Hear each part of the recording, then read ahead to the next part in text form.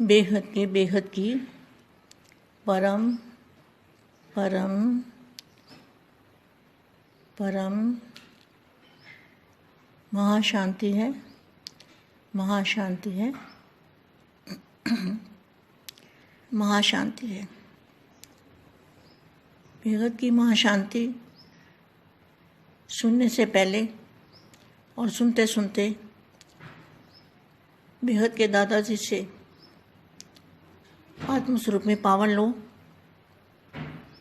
बेहद के महासागर में बुद्धि से चले जाओ, चाहे 1 सेकंड के लिए, 2 सेकंड के लिए, बेहद की कला के परम धाम में दादाजी से पावर लेके, और तब सुनो, जो भी माँ कह रही है वो सुनो और बेहद की कमाई करो। और आपको बेहद की कमाई क्या है?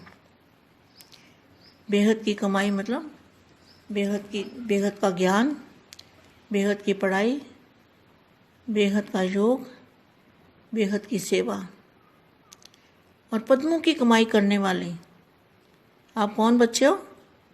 आपके हर सेकंड आपको, अगर 1 सेकंड भी आपने दादाजी के सामने आत्मस्वरूप में स्थित होकर पावर ली तो पद्मों पद्म जमा हो गए आपके, पद्मों पद्म भाग्यशाली बन गए। ऐसे कमाई करने वाले बच्चों के ऊपर बाप को भी बहुत नाज रहता है। 1 सेकंड में पद्मों से भी ज़्यादा कमाई जमा कर सकते हो। जैसे 1 सेकंड जो किया, अगले सेकंड किया तो 10 बढ़ गए, अगले सेकंड किया तो 100 बढ़ गए, 100 पद्म बढ़ गए।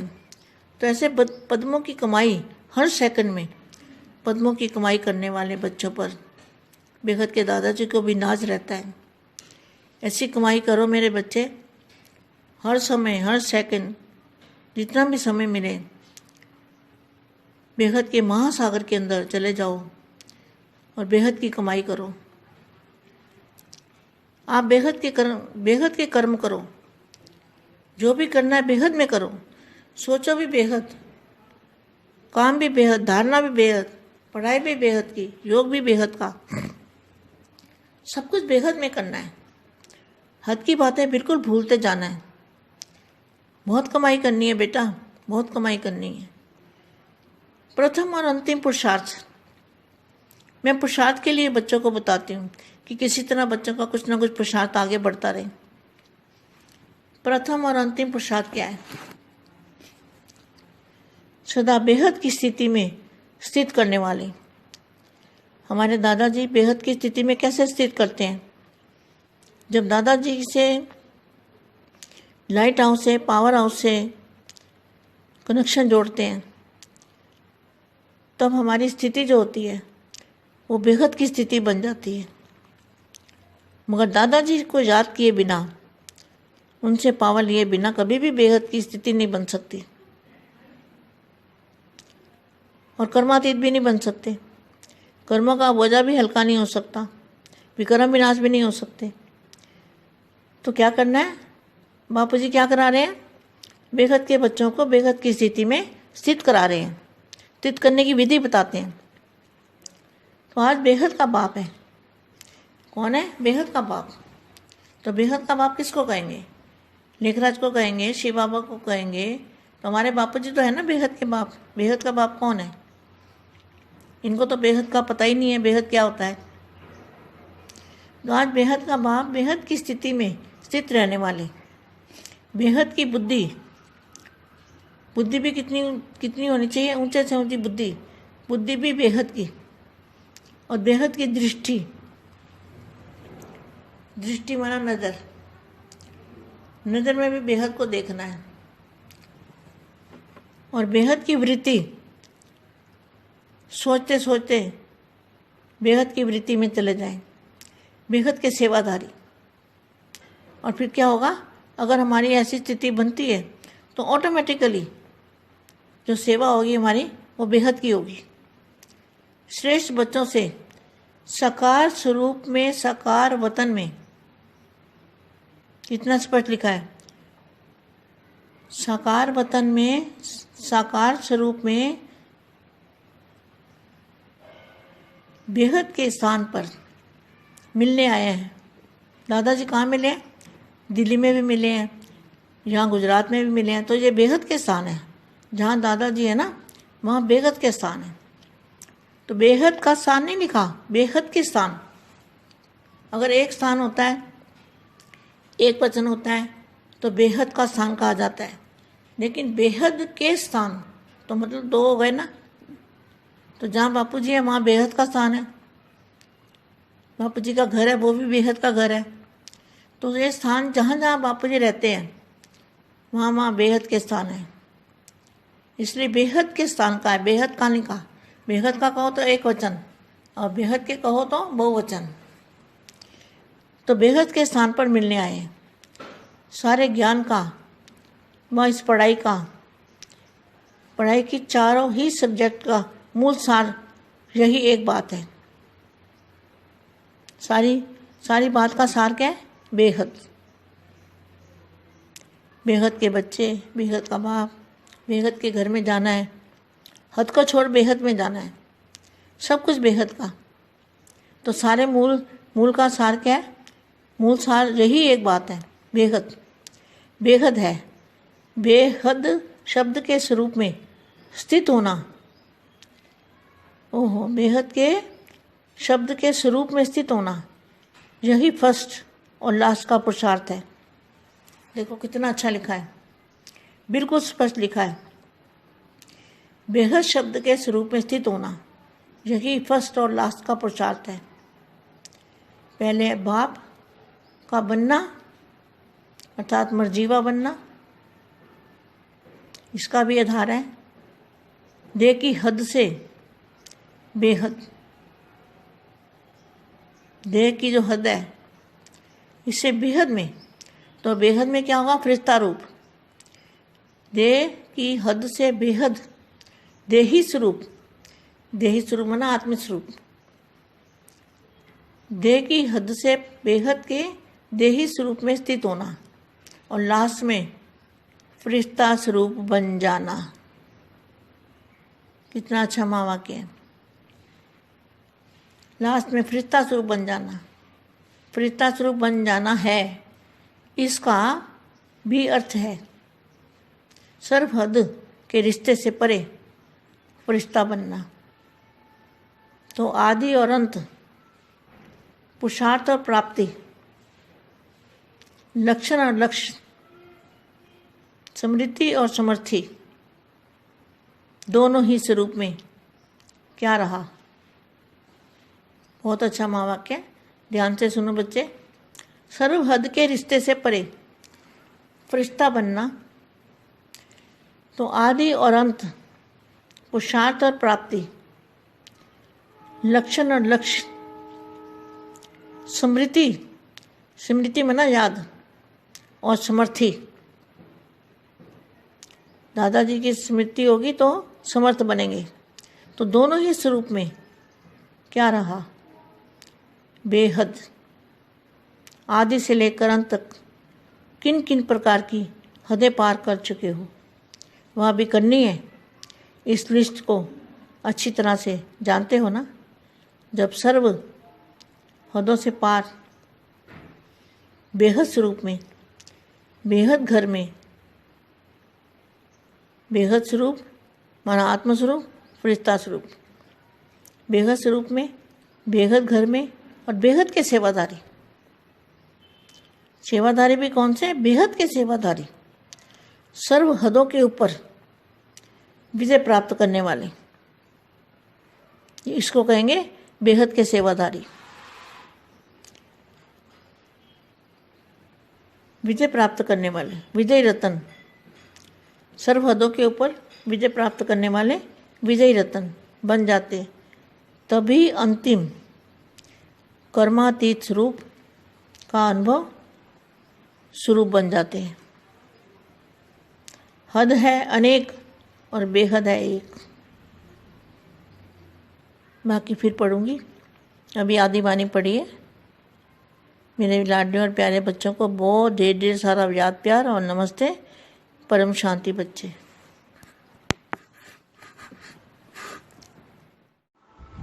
బేహద్ పరం మహాశాంతి.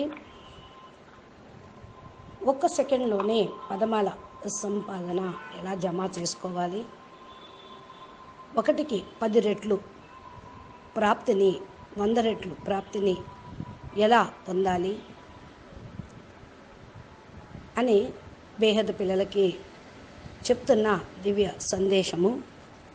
ఇప్పటి వరకు మీరు హిందీలో విన్నారు, దానికి తెలుగు అనువాదం. बेहद के बेहद परम परम परम महाशांति है, महाशांति है, महाशांति है. బేహద్ మహాశాంతి అనే మాట వినటంతోటే బేహద్ దాదాజీతోటి ఆత్మస్వరూపంలోనే పవర్ తీసుకుంటూ ఉండండి. ఫస్ట్ అనటము, వినటము, చెయ్యటము. బేహద్ మహాసముద్రంలో బుద్ధితోటి వెళ్ళిపోండి. 1 సెకండ్ కానీ 2 సెకండ్స్ కానీ బేహద్ కళా పరంధామంలోకి దాదాజీ నుండి పవర్ తీసుకుంటూ జ్ఞానం వింటూ ఉండండి. ఏదైతే మా చెప్తూ ఉన్నారో ఇది బేహద్ సంపాదన చేసుకొనుటకు ఉపాయం. మీరు బేహద్ సంపాదన పొందేవాళ్ళు, చేసుకునేవాళ్ళు. బేహద్ సంపాదన అంటే ఏంటి? బేహద్ జ్ఞానం, బేహద్ విద్య, బేహద్ యోగం, బేహద్ సేవ. పదమాల యొక్క సంపాదన దీనిలో వస్తూ ఉంటుంది. మీరు ఎలాంటి పిల్లలు? బేహద్దు పిల్లలు. ప్రతి సెకండు మిమ్మల్ని మీరు దాదాజీ ఎదురుగానే ఆత్మస్వరూపంలో నిలుపుకోండి, ఉండండి, స్థిరం అవ్వండి. పదమాల యొక్క సంపాదనను జమ చేసుకోండి. పదమాల పదమ భాగ్యశాలి ఆత్మలు మీరంతా. ఈ యొక్క సంపాదన చేసుకునేటువంటి పిల్లలకి బాపు ఎప్పుడు సదా హెల్ప్ చేస్తూనే ఉంటారు. పిల్లలపైన తండ్రికి గర్వంగా కూడా ఉంటుంది, ఇలా సంపాదించుకునేటువంటి ఆత్మలకి అని. ఒక్కొక్క సెకండులో పదమాల సంపాదన జమ చేసుకోండి. మీరు జమ చేసుకోగలుగుతారు.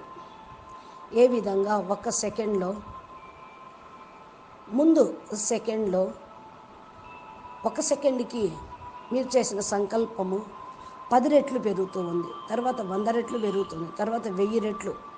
ఇలా పదమాల సంపాదన వరకు మీ యొక్క సంకల్పము, మీ యొక్క శక్తి, విశ్వసేవ కోసం మీరు చేసేటువంటి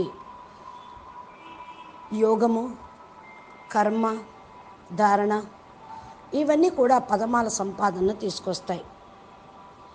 బేహద్ దాదాజీ కూడా ఇటువంటి పిల్లల్ని చూస్తే ఖుషి అవుతూ ఉంటారు. బేహద్ పిల్లలు ఎంత కావాలి అంటే అంత మీరు సంపాదించుకోండి. బేహద్ సముద్రం లోపలికి వెళ్ళిపోండి, మహా జ్ఞాన సముద్రం లోపలికి వెళ్ళిపోండి. మహా పరం ప్రకాశము, పరం శక్తి అనేది లభిస్తూ ఉంటుంది. బేహద్ సంపాదన చేసుకోండి, బేహద్ కర్మ చేయండి. ఏదైతే మీరు చేస్తూ ఉన్నారో అన్నీ కూడా అప్పుడు బేహద్దుగా అయిపోతాయి. బేహద్దు ఆలోచన, బేహద్దు కర్మ, బేహద్దు ధారణ, బేహద్దు విద్య, బేహద్దు యోగము, బేహద్దు ప్రాప్తి. ఇవన్నీ కూడా హద్దు నుండి బేహద్దులోకి వెళ్ళిపోతాయి. హద్దు విషయాలు పూర్తిగా మీరు మర్చిపోతారు.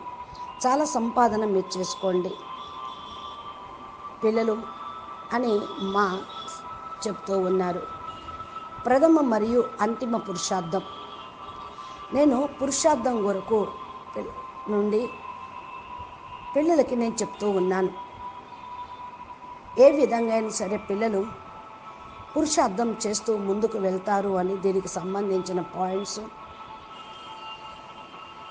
అవ్యక్తవాణి మహావాక్యాలు, బేహద్ అర్థాలతో మీ యొక్క స్థితిని బేహద్లోకి స్థిరంగా ఉంచుకోవటానికి మార్గాలు చెప్తూ ఉంటాను. మన యొక్క దాదాజీ బేహద్ స్థితిలో, ఆయన స్మృతిలో ఎలా ఉండాలి అది కూడా నేను నేర్పుతూ ఉన్నాను. ఎప్పుడైతే దాదాజీ తోటి లైట్ హౌస్, మైట్ హౌస్ తోటి, పవర్ హౌస్ తోటి కనెక్షన్ జోడిస్తూ ఉంటారో అప్పుడు మన స్థితి బేహద్లోకి వెళ్ళిపోతుంది. బేహద్ స్థితిగా అయిపోతే మీకు సదా నిరంతరము దాదాజీ యొక్క స్మృతి నిలిచిపోతుంది. యోగం లేకుండా, స్మృతి లేకుండా ఉండలేరు. దీని కొరకు పవర్ కావాలి. బేహద్ స్థితి లేకపోతే కర్మాతీతంగా కాలేరు. కర్మల యొక్క బోజా కూడా తేలిగ్గా కూడా ఉండదు. వికర్మలు వినాశనం కూడా కానే కావు. ఇప్పుడు ఏం చేయాలి? మీరు బాపూజీ ఏమి చేయిస్తూ ఉన్నారో బేహద్ పిల్లలతోటి ఎలా ఉండమన్నారో అలా ఉంటూ బేహద్ సేవ చేస్తూ ఉండటమే. ఈరోజు బేహద్ బాపు ఎలాంటి బాపు? బేహద్ బాపు. బేహద్ బాపు అని ఎవరిని అన్నారు? లేఖరాజు నా లేక శివ బాబానా? దాదా లేఖరాజు బ్రహ్మ బాబానా బేహద్ బాప్ అని, లేదా శివ బాబాని అనాలా? వీళ్ళు బేహద్ ఎలా అయ్యారు? భలే శివుడైనా కూడా ఈ బ్రహ్మాండానికి మాలిక్కే, ఆయన బేహద్ ఏం కాదు. ఇక బ్రహ్మ బాబా అయితే కేవలం 5,000 సంవత్సరాల క్రితమే కృష్ణుడి రూపంలో వచ్చి జన్మలు తీసుకుంటూ మళ్ళీ ఈ విధంగా ఉండి హద్దులో జ్ఞానాన్ని ప్రచారం చేస్తూ ఉన్నా. ఆయనకి బేహద్ అంటే కూడా అర్థం తెలియలేదు. బేహద్ అంటే ఏమిటి? అనంతం, హద్దు లేనటువంటిది. ఆ స్థితిలో స్థిరంగా ఉంటే మీకు బేహద్ బుద్ధి, బేహద్ స్థితి లభిస్తుంది. ఉన్నతమైనటువంటి బుద్ధి, బేహద్ బుద్ధి, బేహద్ దృష్టి లభిస్తుంది. దృష్టి అంటేనే నజర్, దృశ్యము, దృక్పథం. మీ యొక్క దృష్టిలో కూడా, మీ దృక్పథంలో కూడా బేహద్దే కనిపిస్తూ ఉంటుంది. మీ భావంలో, సంకల్పంలో, మీ దృష్టిలో, సంకల్పంలో బేహద్దు వృత్తి అనగా ఆలోచన చేస్తూ చేస్తూ హద్దు వృత్తిలోకి వెళ్ళిపోకుండా బేహద్దులోకి వెళ్ళిపోతారు. బేహద్దు వృత్తిలోకి వెళ్ళిపోతారు. బేహద్దు సేవాదారిగా అవుతారు. ఏం చేయాలి అంటే మళ్ళా ఇలాంటి స్థితిని తయారు చేసుకోవాలి. ఆటోమేటికలీ ఏదైతే సేవ ఉన్నదో మన సేవ అది బేహద్దుగా ఉండాలి. శ్రేష్టమైనటువంటి పిల్లలతోటి సాకార ఆత్మలు, సాకార స్వరూపంగా, సాకార వతనంలో ఎంత స్పష్టంగా కనపడుతూ ఉన్నారు బాపు పిల్లలకి. సాకార వతనంలో, సాకార స్వరూపంలో బేహద్దు స్థానం లోపల కలుసుకుంటూ ఉన్నారు. ఎక్కడ బేహద్దు స్థానం ఉంది? ఢిల్లీలో బేహద్దు స్థానం. మళ్ళా ఇక్కడ గుజరాత్లో కూడా బేహద్దు స్థానమే ఉంది. ఈ బేహద్దు స్థానంలో అనగా ఎక్కడ దాదాజీ ఉంటారో అది బేహద్దు స్థానం అవుతుంది. బేహద్దు స్థానము అని రాయబడింది కదా. బేహద్దు స్థానము అంటే ఏదో ఇప్పుడు అర్థం చేసుకోండి. ఒకవేళ ఒక స్థానంలో ఉండి ఏకవచనం ఉపయోగిస్తూ ఉన్నారు అంటే అది బేహద్దు స్థానం అని అనబడదు. కానీ బేహద్దు స్థానము అంటే 2-3 బేహద్దు స్థితులు ఎక్కడైతే బాపూజీ ఉంటారో అక్కడ బేహద్దు స్థానం ఉన్నట్లే. బాపూజీ ఇంట్లో ఉండనియండి, ఆశ్రమంలో ఉండనియండి, ఢిల్లీలో ఉండనియండి, ఆ స్థానం ఎక్కడెక్కడైతే బాపు ఉన్నారో అది బేహద్దు స్థానము. అక్కడక్కడ బేహద్దు స్థానము ఉంది అనగా బేహద్దు స్థుతి సమానము ఉంటుంది. బేహద్దు యొక్క స్మృతి బాల్యము, వృద్ధాప్యము అనేది 2 ఉన్నాయి. జ్ఞానం మొత్తంలో కూడా ఈ విద్య బేహద్దు విద్య. నలువైపులా ఉన్నటువంటి సృష్టి, అనంత సృష్టి పైనుండి బేహద్దు నుండి అనంతం వరకు ముఖ్యమైన సబ్జెక్టు సారము దీంట్లోనే ఉంది. విషయాలన్నీ కూడా సార రూపంలో బేహద్దు అర్థాలు చెప్పడం జరుగుతుంది. బేహద్దు పిల్లలకు బేహద్దు బాపు బేహద్దు జ్ఞానమే చెప్తారు. బేహద్దు ఇంటిలోకి వెళ్ళాలి కాబట్టి మీరన్నీ బేహద్దు అన్న మాటను పట్టుకోండి. హద్దును వదిలేసి బేహద్దులోకి వెళ్ళిపోండి. అన్నీ బేహద్దే. హద్దు అనేది ఏమీ లేదు, సూక్ష్మం లేదు, స్థూలం లేదు, అంతా మహా బేహద్కే బేహద్, బేహద్కే బేహద్ మూల సారం ఇదే. బేహద్ హై, బేహద్ బాపు హై, బేహద్ జ్ఞానము, బేహద్ ప్రాప్తి, బేహద్ యోగము, బేహద్ స్మృతి, బేహద్ దృష్టి, బేహద్ సంకల్పం. ఈ బేహద్ అన్న శబ్దం యొక్క స్వరూపంలో స్థిరంగా కండి. ఇదే ఫస్ట్ మరియు లాస్ట్ పురుషార్థము. మీరు బాప్ లాగా కావాలి అనగా మరుజీవాగా కావాలి. దీన్నే ఆధారంతో దేహము హద్దు నుండి బేహద్దు అలౌకికమైన ఆత్మ దేహంలోకి పరివర్తన కావాలి. అదే ఫరిస్తా స్వరూపం. దేహం యొక్క హద్దు నుండి బేహద్దులోకి దేహీ స్వరూపంలోకి వెళ్ళాలి. దేహీ స్వరూపము అనగా ఆత్మస్వరూపము. దేహం యొక్క హద్దు నుండి బేహద్దులోకి స్వరూపంలోకి స్థిరంగా కావటం, లాస్ట్లో ఫరిస్తా స్వరూపంగా అవ్వటం. దీన్నే బేహద్ ఫరిస్తా స్వరూపం అని అంటారు. లాస్ట్లో ఫరిస్తా స్వరూపంగా కావాలి. ఫరిస్తా స్వరూపంగా అవ్వటము అంటే సర్వ హద్దులోని రిస్తాలను, సంబంధాలకు అతీతంగా అయ్యి ఫరిస్తాగా కావటం. ఆది మరియు అంతిమ యొక్క పురుషార్థము ప్రాప్తి ఇదే. ఇదే లక్షణము మరియు ఇదే లక్ష్యం యొక్క స్మృతి సమర్థిగా కావటం. రెండు స్వరూపాలు అంటే ఏంటి? ఇది మీకు మహావాక్యం అర్థమయ్యే ఉంటుంది. ధ్యానంలో కూడా ఇదే వినండి, ఈ మాటల్ని స్మృతి చేయండి, ఈ విషయాన్ని పట్టుకొని బేహద్ ఫరిస్తాగా కండి. ఆది మరియు అంతిమ పురుషార్థంలో కూడా ఇదే ఉన్నది. లక్ష్యము స్మృతి సమర్థిగా ఉంటే, స్మృతి సమర్థిగా ఉంటే, దాదాజీ స్మృతిలో ఉంటూ ఉంటే, సమర్థత వస్తూ ఉంటే స్వరూపంలో తయారు కావాలి. బేహద్దు అంటే ఆది నుండి మొదలుకొని ఇప్పటి వరకు రకరకాల ఏదైతే హద్దు ఉన్నదో పెట్టుకున్నారో వచ్చినవో వాటన్నిటిని దాటుకొని వెళ్ళిపోవాలి. ఈ యొక్క లిస్టు మీకైతే అంత బాగా తెలుసు కాబట్టి ఆ లిస్టు తీయండి. అన్ని హద్దుల్ని దాటుకొని బేహద్దు స్వరూపంలోకి, బేహద్దు ఇంటిలోకి, బేహద్దు ఆత్మస్వరూపంలోకి ఫరిస్తా స్వరూపంగా అయ్యి బేహద్దు స్వరూపంలో బేహద్దు ఇంటిలో బేహద్దు సేవాదారిగా కండి. ఆలోచన కూడా బేహద్దు ఆలోచనతోటి సేవ చేయాలి. అన్ని హద్దులకు పైకి వెళ్ళిపోయి విజయాన్ని పొందేటువంటి స్థితిని పొందాలి. దీన్నే అంటారు బేహద్దు సేవాదారి. విజయ ప్రాప్తి పొందుటకు ఎవరి యొక్క సహయోగం పొందాలి?